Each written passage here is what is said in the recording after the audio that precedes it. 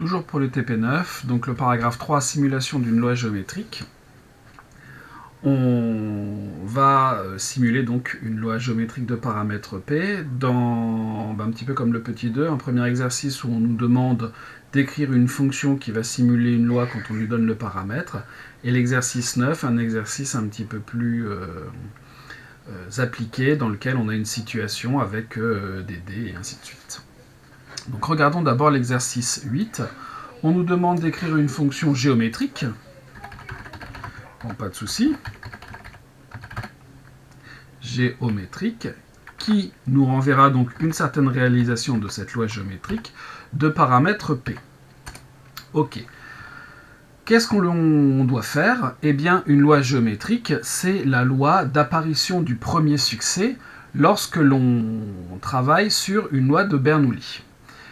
Donc, ici, ce que l'on peut faire, c'est simuler une loi de Bernoulli un certain nombre de fois. On a vu comment faire dans un exercice précédent, l'exercice 6, si je ne dis pas de bêtises. On répète ce travail jusqu'à temps qu'on obtienne le premier succès. Eh bien, au départ, forcément, je vais faire mon premier lancer. Donc n, c'est le rang de la répétition de l'expérience de Bernoulli. Donc, au départ, c'est le premier rang. Et tant que je n'ai pas de succès, je vais continuer. Qu'est-ce que c'est qu'avoir un succès? Eh bien, c'est d'avoir un rand qui soit plus petit que P. Quand mon rand sera plus petit que P, j'aurai un succès. C'est comme ça que l'on a travaillé la loi de Bernoulli dans l'exercice 6. On choisit un nombre aléatoire de façon uniforme sur l'intervalle 0,1. Si ce nombre est plus petit que P, eh bien c'est qu'on a un succès. Donc plutôt continuer tant qu'on n'a pas de succès. Donc tant que rand est plus grand que P, c'est qu'au contraire, j'ai un échec.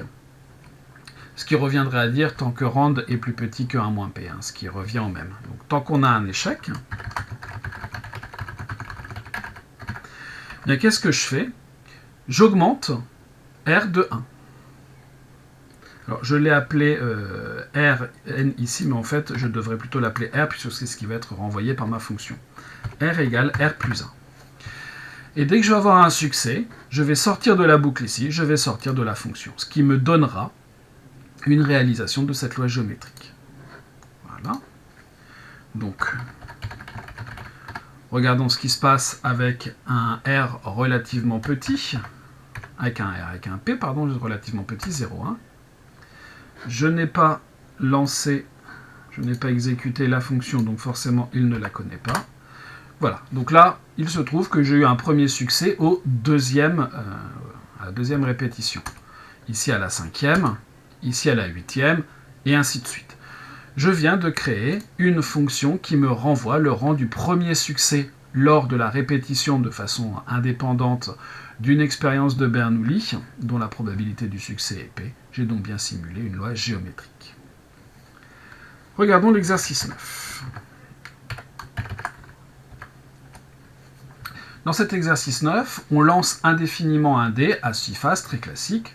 On note les résultats obtenus dans l'ordre, et grand X est la variable aléatoire correspondant au numéro du premier lancé pour lequel on obtient 6. Écrire d'abord une fonction qui va s'appeler premier 6, ok, sans variable d'entrée, très bien, qui simule la variable aléatoire grand X.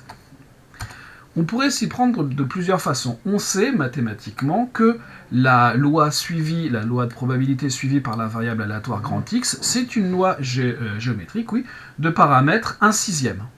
Donc je pourrais tout simplement me dire, je ne vais pas faire de fonction premier 6, je vais réutiliser la fonction géométrique qui est au-dessus, et à la place de P, je mettrai 1/6. Bon, on va simplement la réécrire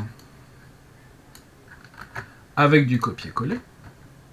Donc ici, pas de variable d'entrée. Elle s'appelle non pas géométrique, mais premier 6. Elle va se faire de la même façon, sauf que lieu ici d'être plus grand que P, je vais mettre plus grand que 1/6. Tant que j'ai un nombre plus grand que 1/6,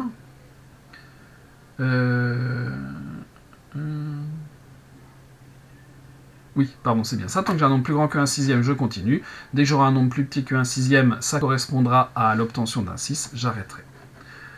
Petit test au cas où il y ait une erreur de syntaxe. Donc, premier 6. Voilà, bah là ça a été un petit peu long. Hein. Le premier 6 a été obtenu au 21e lancé. Là, ça a été beaucoup moins long. On a eu le premier 6 au 4e lancé, au 2e lancé. Bon, très bien. Deuxième question. Grâce à cette fonction, créer un vecteur v contenant 1000 simulations de la variable aléatoire x. Très bien. Alors, je pourrais faire une fonction, mais ici on ne va pas vraiment s'embêter. On va simplement écrire une boucle qui remplit un vecteur aléatoire. Donc, au départ, je mets rien dans mon vecteur aléatoire. Alors, on me demande de l'appeler v, créer un vecteur v, donc je l'appelle v, je respecte ce qui m'est demandé. Et ensuite, je vais faire ma boucle. On me demande de mettre 1000 valeurs. Donc, pour k égale 1 à 1000, qu'est-ce que je fais?